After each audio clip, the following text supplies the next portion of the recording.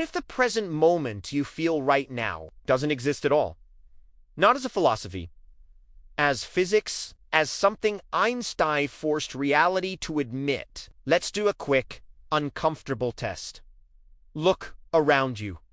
Feel your breath. Hear the tiny noises your brain usually edits out. This feels like one shared now, right? Like the universe is giving everyone the same timestamp, stamped across the whole cosmos, like a cosmic receipt. But here's the disturbing part. You only believe that because your mind is built to survive, not to see reality. Your intuition is a brilliant liar. It sells you a smooth story, seconds ticking forward, the present sliding into the past, the future waiting patiently ahead. Clean, simple, human. Einstein looked at that story and said, "No, there is no universal clock. There is no single right now spreading across space. The thing you call time isn't a river. Everyone floats down together. It's more like a private soundtrack that each observer carries, and those soundtracks don't sync. And the moment you accept that, everything gets weird. Because if two people can disagree about whether two events happened at the same time without either of them being wrong, then now stops being a fact and becomes a perspective. That sounds like wordplay until you realize what it implies. Somewhere, at this very instant, the universe may already contain outcomes you still call the future.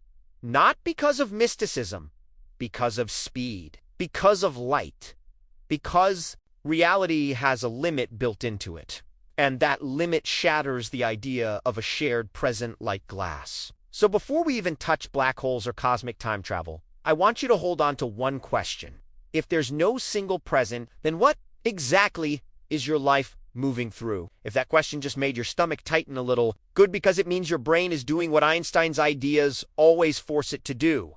It's trying to defend the common sense version of reality. And I want you to notice something right now. Your mind is probably reaching for an escape hatch. Like, okay, but there has to be a real now. Right. Before we go further, drop a comment with the exact moment you started doubting time. Seriously, was it the phrase, "no universal clock"? Was it now is perspective? Or did it hit you when I said the universe might already contain what you call the future? Right? One short sentence like, "I felt it in nitrogen monoxide now. I read these because they show me where your intuition breaks sand." That's where the real explanation has to begin. And if you're still thinking, this sounds like a clever trick, stay with me, because the next topic is where the trap snaps shut. We're going to build a simple scene, just motion, 2 flashes of light, and 1 observer. And by the end of it, you'll realize the most terrifying part isn't that time slows down. It's that simultaneity itself collapses. Also, if you want to actually understand this instead of just hearing it, help your future self, hit like so this doesn't get buried, and subscribe, because we're going to keep pulling on this thread until the whole fabric of reality starts to look suspicious. This channel is basically a guided demolition of the most confident lies your brain tells you about time, space, and light.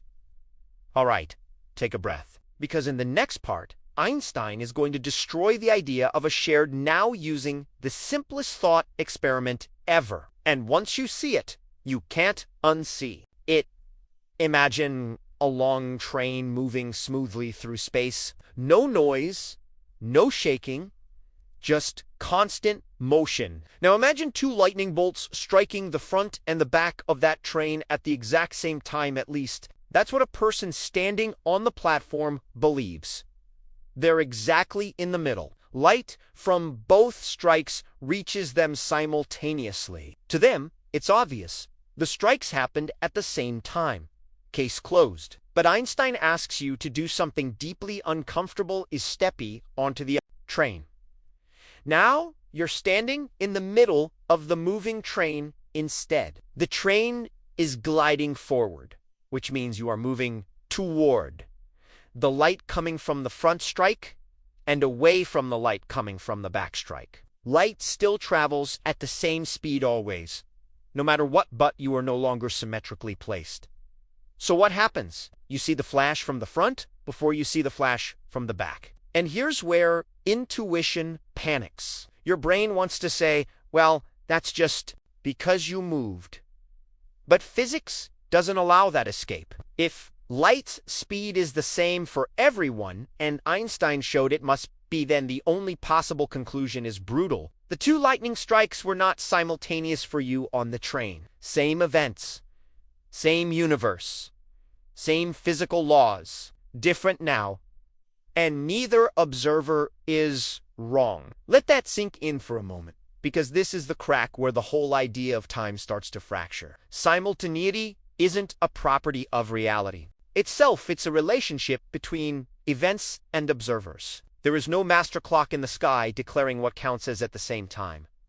The universe doesn't care about your sense of order. This means the present moment isn't something that stretches across space like a cosmic sheet. It slices reality differently depending on how you moved. What you call happening now may already be in the past for someone else, or not yet happened at all. And this isn't about extreme speeds or scenarios.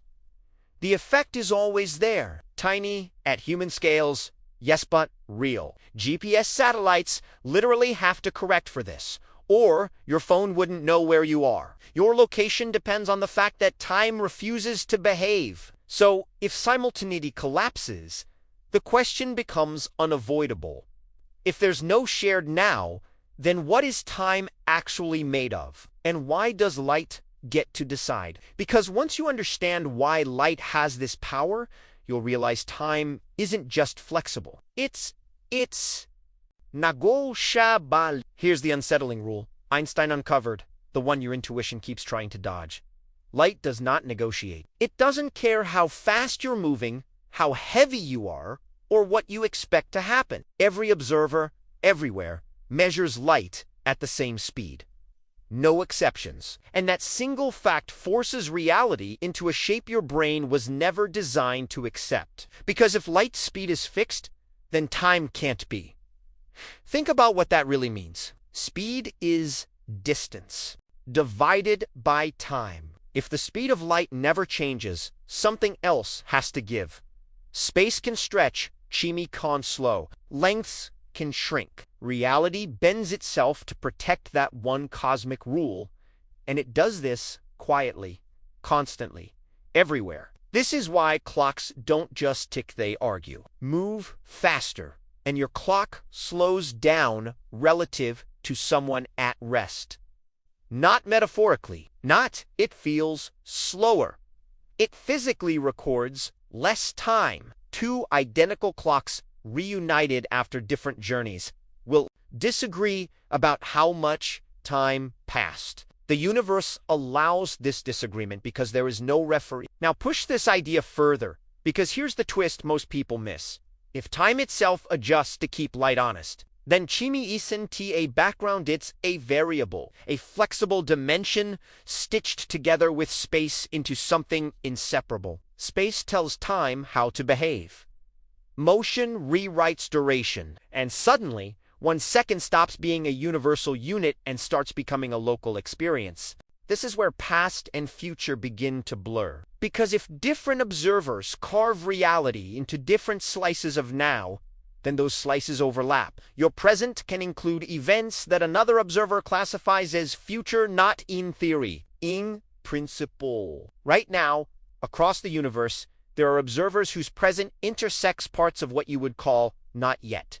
And this is the moment the story turns existential. Because if light sets the rules, and those rules erase a universal present, then time is not flowing forward like a river. It's more like a landscape one you move through at different angles, depending on how you travel through space. But this is still just half the destruction, because so far we've only talked about motion, speed, trains, and clocks. In the next step, Einstein does something even more disturbing. He lets gravity touch time itself. And once gravity gets involved, time doesn't just slow down, it sinks. Up to this point, time has been fragile, but at least it felt abstract, something that changed because of motion, speed, and perspective. Then Einstein took the next step and made time physical, heavy, deformable, something that can be stretched, twisted, and slowed just by existing near mass. Here's the uncomfortable truth. Gravity is not a force pulling objects together. That picture is already wrong. What we call gravity is the bending of space and time by mass and energy. Matter doesn't just sit in the universe. It tells the universe how to curve. And that curvature tells clocks how fast they're allowed to tick.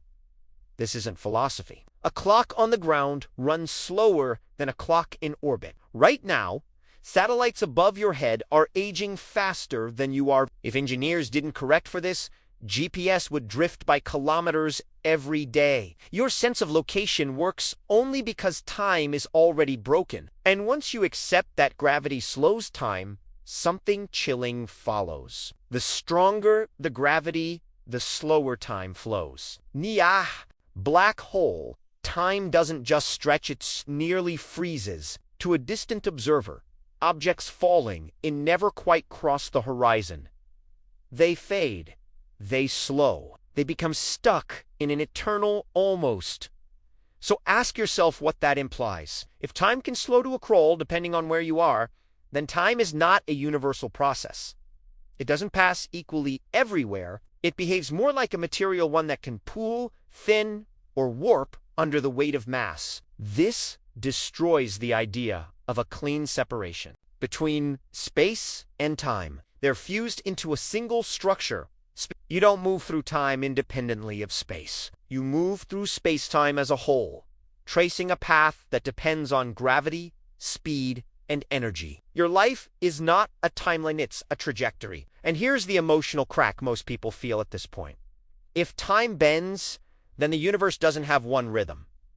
It has infinitely many. Every object, every observer, every particle is experiencing a slightly different version of how fast reality happens.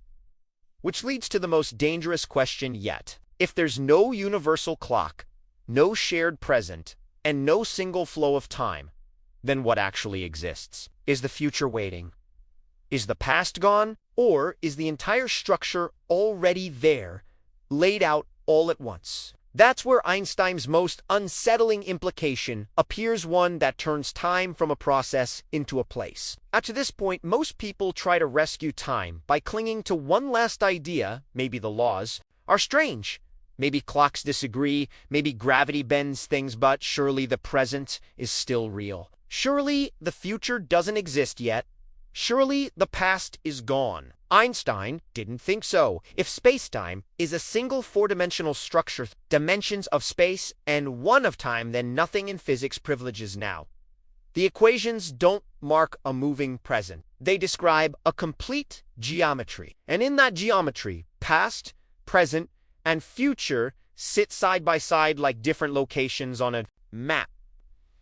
This is what's called the block universe, and it's as disturbing as it sounds. In this view, your birth, this moment, and your death are not events being created as time flows. They are coordinates, fixed points in spacetime. You experience them sequentially because your consciousness moves along a path, but the path itself already exists.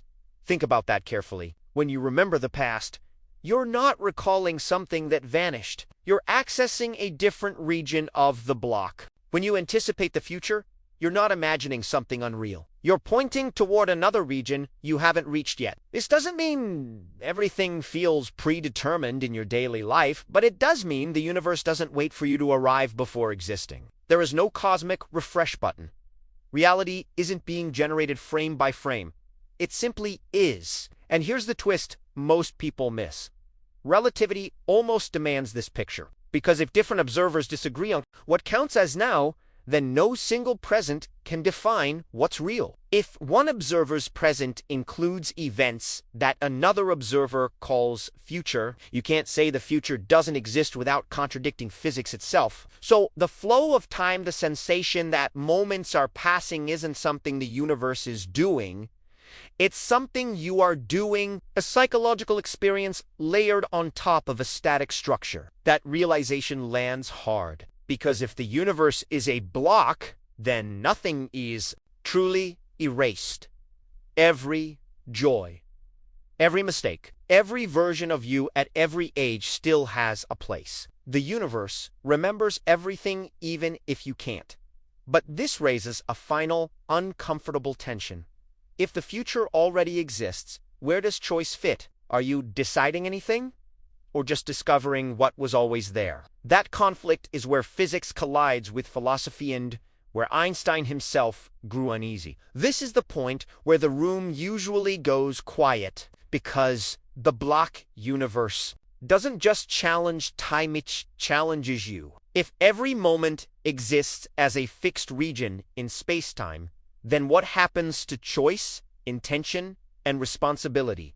Are you acting or just following a path that's already carved? Einstein was deeply unsettled by this question. He famously resisted the idea that reality is fundamentally random, insisting that God does not play dice. To him, the universe had to make sense as a coherent whole, and relativity seemed to describe exactly that. A reality where everything fits together consistently, without contradiction, without improvisation. From that perspective, free will doesn't disappear, but it transforms. Your decisions still matter because they are part of the structure. They're not overwritten by fate. They are woven into space-time itself. You choose because the version of you who chooses exists at that coordinate, not because the future is open, but because the act of choosing is one of the features that defines it. That idea feels cold at first. But then something surprising happens. Responsibility doesn't vanish, it deepens. If every action is eternally embedded in the universe, then nothing you do is ever truly lost. You don't escape your choices by letting time pass. They become permanent features of reality. Now contrast this with the quantum world, where randomness seems unavoidable. Particles don't follow clean trajectories. Outcomes appear probabilistic, and suddenly Einstein's picture starts to clash with another interpretation of reality, one where observation itself plays a role in what becomes real. This is where the story fractures, because relativity suggests a smooth, deterministic block, while quantum mechanics whispers that the universe might be improvising after all. And the tension between these two views is still unresolved. We live inside a theory gap. So here's the unsettling possibility. Maybe time doesn't flow, and maybe the future both exists and isn't fully decided, depending on how deep you look. Maybe reality isn't one story, but two overlapping ones that refuse to merge. And that leaves us with one final question, the one that refuses to go away. If chimi dues ni tipas, and the universe doesn't wait, then what exactly are you doing right now? Right now, it feels obvious that you are moving through time. Seconds tick. Thoughts arise and vanish. The present seems to slide forward, carrying you with it. But physics never finds this motion. There is no equation where now advances. No variable that marks the birth of the present and the death of the past. The flow you feel is invisible to the universe itself.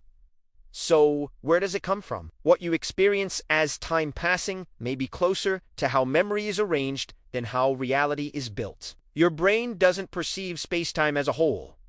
It samples it one slice at a time. Each moment feels special because it's the only one that contains awareness. The past feels gone because memory compresses it. The future feels open because you can't access it yet. But none of that requires time to move. In the block universe picture, you are not a point traveling forward, you are a continuous structure stretched across space-time, containing every version of you that has ever existed. Consciousness doesn't glide along this line like a camera. It is the local experience at each point. The sense of flow emerges because each moment contains a memory of previous ones, but not of the ones ahead. That single asymmetry commemorates the illusion of direction. This reframes everything. Aging isn't time consuming you. It's you occupying different regions of space. Death isn't the universe erasing you. It's the boundary of your world, and the fear of time running out is really the fear of confronting the structure you embodied. Here's the final cognitive shock. If all moments exist, then the universe never loses anything. There is no disappearing present, no vanishing past. what you call now isn't special because it's objectively real. It's special because it's where awareness happens to be. And that means the most misleading idea you were ever taught wasn't about gravity or space or light. It was the belief that reality unfolds. According to Einstein's deepest implications, reality is already there and you are perceiving it one frame at a time. If you made it this far, you're exactly the kind of person this channel is for. Because you didn't just watch a video, you let your intuition get challenged. So, do this. Subscribe right now, because if time, space, and now can be illusions, the next videos are going to hit even harder. And I want to comment from you something that proves you felt the shift. Comment one of these exact phrases. Nitrogen monoxide now, or I live in a block, or if you want to be bold, time is a lie. I'll be reading them, and I want to know which idea broke your brain the most. Was it that simultaneity collapses, that gravity slows time, or that the future might already exist? Write it in one sentence, keep it simple, but make it real. And if this helped you actually understand Einstein instead of just hearing his name, hit like. It tells the algorithm to push this to other curious minds who are ready for a reality upgrade.